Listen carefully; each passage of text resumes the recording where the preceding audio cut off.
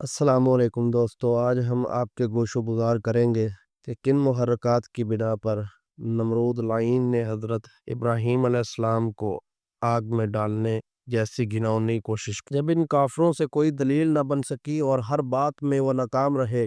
تو مجبوراً ان کے سرداروں نے حضرت ابراہیم علیہ السلام کو مار ڈالنے کی تجویز پیش کی تاکہ وہ اتفاق رائے سے منظور ہو جائے، اور چونکہ نمرود بادشاہ بھی حضرت ابراہیم علیہ السلام کی بے باکی اور صحیح جواب سے عاجز ہو چکا تھا، لہٰذا اس نے ان سرداروں کی تجویز کو عملی جامہ پہنانے کے واسطے دوسری مجلس طلب کر لی، جس میں یہ طے پایا جا سکے کہ حضرت ابراہیم علیہ السلام کو کس طریقے سے مارا جائے تاکہ ہمیں آئے دن کی شرمندگی اور ندامت سے نجات حاصل ہو۔ کچھ ہی دن گزرے تھے کہ بادشاہ نمرود کی طرف سے قوم کے سرداروں کی طلبی ہو گئی، اور اس میں بہت عجلت کے ساتھ اس تجویز پر جو کہ حضرت ابراہیم علیہ السلام کو مار ڈالنے کے متعلق تھی، اس کو کس طرح عملی جامہ پہنایا جائے۔ ہر سردار نے اپنی اپنی رائے دربار شاہی میں پیش کی، اور تمام قوم کے سرداروں نے ہر تجویز پر نہایت غور و خوض کیا، لیکن ابھی صحیح نتیجہ پر پہنچ نہ سکے تھے کہ ایک بہت ہی معمر اور ضعیف العمر سردار نے ایک تجویز پیش کی کہ ایسے مجرم کو عام لوگوں کے سامنے سزا دی جائے تاکہ قوم کا کوئی دوسرا فرد اس قسم کی کوئی حرکت نہ کر سکے۔ اس نے کہا، میری سمجھ میں تو یہ آتا ہے کہ ساری قوم لکڑیاں اکٹھی کرے اور بہت بڑے میدان میں جمع کی جائے، اور ہر شخص اس کام کو اپنا قومی فریضہ سمجھتے ہوئے تھوڑی تھوڑی محنت اور مشقت کر کے لکڑیاں جنگل سے لا کر اس میدان میں رکھے جہاں اکٹھی کی جائیں، اور جب کافی تعداد میں لکڑیاں آ جائیں تو لکڑیوں میں آگ لگا دی جائے۔ جب آگ اپنے شباب پر ہو اور شدید شعلہ مارتی ہو تو اس وقت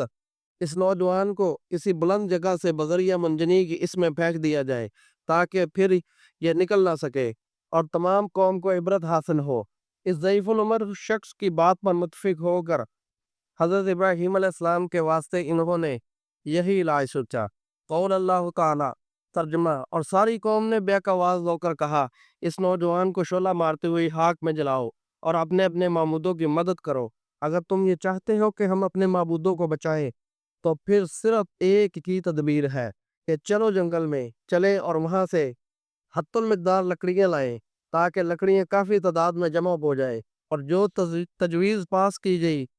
وہ پایا تکمیل تک پہنچے۔ پھر وہ آپس میں کہنے لگے، قول اللہ تعالی ترجمہ،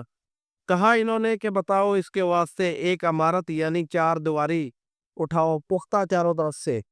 پھر ڈالو اس کو اس آگ کے ڈھیر میں۔ پس بادشاہ نمرود نے اس چار دیواری بنانے کا حکم جاری کر دیا اور اس کی پیمائش کا اندازہ بھی ان بنانے والوں کاریگروں کو دے دیا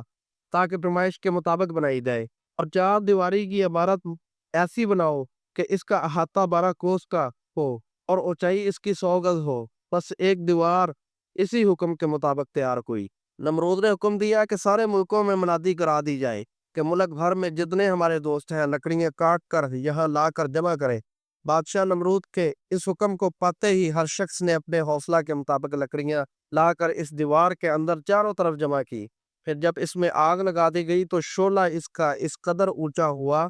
کہ وہاں سے 3 میل کے فاصلے پر جو جانور اڑتے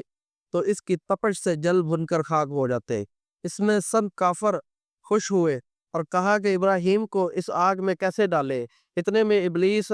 نے آ کر کافروں کو حکمت بتائی اور کہا کہ ایک اونچی جگہ تم سب مل کر بناؤ۔ انہوں نے منجنیق کے کاریگروں کو بلایا اور ان کاریگروں نے منجنیق تیار کی، اور اس سے پہلے کبھی کسی نے یہ منجنیق نہیں بنائی تھی بلکہ کسی نے دیکھی بھی نہ تھی، اور یہ چیز ابلیس نے دوزخ میں دیکھی تھی، اور یہ خاص طریقہ دوزخی کے واسطے اللہ تعالیٰ نے رکھا ہے، کیونکہ جب دوزخی کو دوزخ میں ڈالا جائے گا تو اسے اسی منجنیق میں رکھ کر ڈالا جائے گا۔ جب حضرت ابراہیم علیہ السلام کو اس منجنیق میں رکھ کر اس شعلہ مارتی ہوئی آگ میں ڈالا گیا اور اس ملعون نے منجنیق کو درست کر کے جب ٹھیک ٹھاک کیا تو اسی وقت درگاہ الہی سے آواز آئی، اے جبریل، آسمان کے سب دروازے کھول دو تاکہ سب فرشتے خلیل اللہ کو دیکھیں کہ دشمن کے ہاتھ میں نے اسے دیا ہے، اور میں یہ دیکھنا چاہتا ہوں کہ دشمن خدا ہمارے خلیل اللہ کو کس طرح جلاتے ہیں۔ حضرت جبرائیل علیہ السلام نے اللہ تعالیٰ کے حکم سے آسمان کے سب دروازے کھول دیے۔ تب تمام ملائکہ یہ حال دیکھ کر سجدے میں آ گئے اور کہنے لگے یا الہی اس میدان میں ایک ہی موحد ہے جو تیری عبادت کرتا ہے اور ہر وقت تیرا نام زبان پر جاری رکھتا ہے، اس کو دشمن کے ہاتھ میں تو نے ڈالا ہے اور وہ اس کو آگ میں جلاتے ہیں۔ اسی وقت باری تعالیٰ کا حکم ہوا اے فرشتوں تم اگر چاہو تو اس کو امان دو۔ ابلیس نے گوپن کو درست کر کے 400 رسیاں اس میں لگائیں۔ وزیر نے نمرود کو کہا کہ پیرہن اپنا اس کو پہناؤ، کیونکہ اگر وہ نہ جلے گا تو لوگ کہیں گے کہ ابراہیم پیرہن کی برکت سے نہ جلا۔ یہ صلاح ٹھہرا کر پیرہن نمرود مردود کا حضرت ابراہیم علیہ السلام کو پہنا دیا اور ہاتھ پاؤں باندھ کر گوپن میں رکھ کر 400 آدمیوں نے مل کر یک بار کی زور کیا، مگر مجنیق اپنی جگہ سے نہ ہلی۔ اور حضرت ابراہیم علیہ السلام کے آپ آزر نے بھی آ کر کہا مجھے بھی ایک رسی دو کہ اس کو میں بھی کھینچوں، اگرچہ وہ میرا فرزند ہے لیکن ہمارے دین کا مخالف ہے۔ اور وہ ایک رسی پکڑ کر کھینچنے لگا۔ حضرت ابراہیم نے جب اپنے باپ کو مجنیق کھینچتے دیکھا تو کہا یا الہی میرا باپ بھی میرا دشمن ہے، اے میرے خدا آج سب سے بیگانہ ہو، سوائے تیرے مجھے کوئی پناہ دینے والا نہیں۔ پس 4000 آدمی مل کر اس گوپن کو کھینچنے لگے۔ اس میں ابلیس نجس ایک مرد کی صورت بن کر ان کے پاس آیا اور کہا کہ اگر تمام آدمی مشرق اور مغرب کے مجنیق کو کھینچیں گے تو بھی ہرگز مجنیق کو نہ اٹھا سکیں گے۔ تب ان لوگوں نے کہا آخر پھر کیا ہوگا؟ شیطان لعین نے کہا میں تم کو ایک راہ دیتا ہوں، تم اگر اس کو عمل میں لاؤ گے تو البتہ اس گوفن سے اٹھا کر آگ میں ڈال سکو گے۔ چاہیے کہ اول کچھ لوگ زنا کریں، اس کے بعد پھر منجنیق کو اٹھائے تو آسان ہوگا۔ بس اس قوم سے 40 مرد و عورت نے آپس میں مل کر زنا کیا۔ اسی وقت فرشتے اس حرکت کبیر سے نفرت کر کے چلے گئے اور شیطان نے بھی انہی کے ساتھ زنا کر کے منجنیق کو پکڑ کر کھینچا۔ تب کافروں نے حضرت ابراہیم علیہ السلام کو اٹھا کر معلق آتش میں ڈالا۔ اس وقت فرشتے آسمانوں کے یہ حال دیکھ کر سجدے میں گر پڑے اور بولے یا رب تیرے خلیل کو کافروں نے آگ میں ڈالا ہے۔ حضرت جبرائیل علیہ السلام 70,000 فرشتوں کو ساتھ لے کر ان کے پاس پہنچے اور کہا اے ابراہیم اگر تو چاہتا ہے تو میں ایک پر آگ پر ماروں اور آگ دریائے محیط میں ڈال دوں۔ حضرت ابراہیم علیہ السلام نے حضرت جبرائیل علیہ السلام سے کہا اے جبرائیل یہ بات خدا تعالیٰ نے فرمائی ہے یا نہیں جو آپ مجھ سے کہہ رہے ہیں؟ اور اے جبرائیل جو خالق برحق نے فرمایا ہے وہ تم کرو، چونکہ میں اسی میں خوش ہوں جس میں میرا رب خوش ہے۔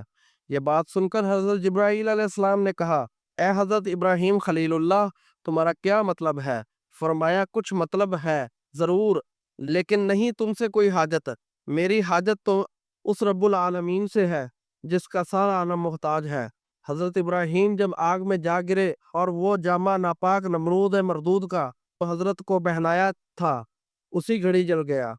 اور اسی آگ میں جو زبردست شعلہ زن تھی حضرت ابراہیم علیہ السلام کو کچھ بھی نقصان نہ پہنچا سکی، کیونکہ آپ کے ساتھ رب العزت کا فضل و کرم تھا، جس کی وجہ سے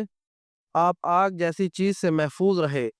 اور اسی وقت شعلہ مارتی ہوئی آگ مشعل گلزار کے ہو گئی۔ باغ میں بلبلیں بھی ہزاروں کی تعداد میں اڑتی ہوئی حضرت ابراہیم کو نظر آئی، اور ان بلبلوں نے بھی اسی باغ آتشی میں نشیمن بنائے۔ اور اسی وقت غیب سے آواز آئی قول اللہ تعالی، ہم نے کہا اے آگ ٹھنڈی ہو جاؤ اور سلامتی والی ہو جاؤ ابراہیم پر، اور جن لوگوں نے ان کا برا چاہا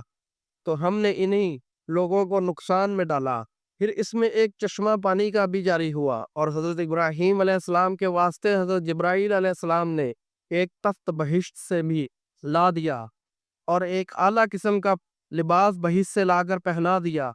اور اسی تخت پر حضرت ابراہیم علیہ السلام کو بٹھا دیا، اور جس رسی سے ہاتھ پاؤں باندھ کر کافروں نے حضرت ابراہیم علیہ السلام کو آگ میں ڈالا تھا وہ رسی اسی آگ سے جل گئی،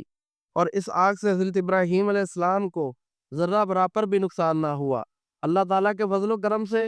حضرت ابراہیم علیہ السلام کو آگ کا صدمہ نہ پہنچا۔ یہ دیکھ کر حضرت جبرائیل علیہ السلام بڑے تعجب سے بولے اور حضرت کی طرف نظر اٹھا کر دیکھا تو حضرت ابراہیم کہنے لگے کہ اے بھائی کیا دیکھتے ہو؟ وہ بولے کہ مجھے تعجب ہے کہ ایسے وقت پر جو سخت مشکل وقت تھا لوگ اس وقت سخت پشیمانی کی وجہ سے نامعلوم کیا کچھ کرتے ہیں، لیکن تم بفضل خدا ثابت قدم رہے اور اپنے بائیں استقامت میں ذرا بھی لغزش نہ لائے، اور مجھے اس وقت اللہ تعالیٰ کی قدرت پر تعجب آیا اور آپ کا صبر بھی عجیب صبر رہا کہ ایسے اہم مقام میں آپ نے سوائے اللہ تعالیٰ کے کسی سے کوئی بھی حاجت طلب نہیں کی اور نہ کچھ مدد مانگی اور نہ اس کے متعلق کسی سے کچھ کہا۔ اس لیے یہ معجزہ اور رحمت اللہ تعالیٰ نے آپ پر بخشا۔ اب تم سے پہلے ایسی عنایت کسی پر نہ ہوئی تھی، اور کہتے ہیں کہ جو درخت جلے تھے ان کی شاخیں تر و تازہ ہو کر میوے لائی، اور حضرت کے چاروں طرف نرکس و بنفشہ کے پھول رہے، اور نمرود مردود نے ایک مینار پر چڑھ کر حضرت ابراہیم علیہ السلام کو ایک نگاہ دیکھا۔ وہ دیکھتے ہی حیران اور پریشان ہوا اور اپنے دل میں کہنے لگا، اتنی کثیر تعداد میں لکڑیاں جمع کی گئیں اور کتنی بلند شعلہ زن آگ میں ڈالا گیا، لیکن حضرت ابراہیم علیہ السلام کو کوئی بھی آگ سے نقصان نہ پہنچا، اور آگ گلے ریحان کے بیچ میں سایہ دار درخت کے نیچے تخت پر بیٹھے ہوئے ہیں۔ یہ دیکھ کر اس مردود نے کہا کہ افسوس، میری محنت برباد ہو گئی۔ تب ملعون حضرت ابراہیم علیہ السلام کو پتھر پھینک پھینک کر مارنے لگے، اور باحکم خدا پتھر جو نمرود مردود پھینک رہا تھا ہوا پر معلق ہو گئے، اور ایک گہرے ابر نے آپ پر سایہ بھی کر دیا، اور اس ابر سے اتنا پانی برسا کہ اس پانی سے آتش نمرود بالکل بجھ گئی، اور اس کا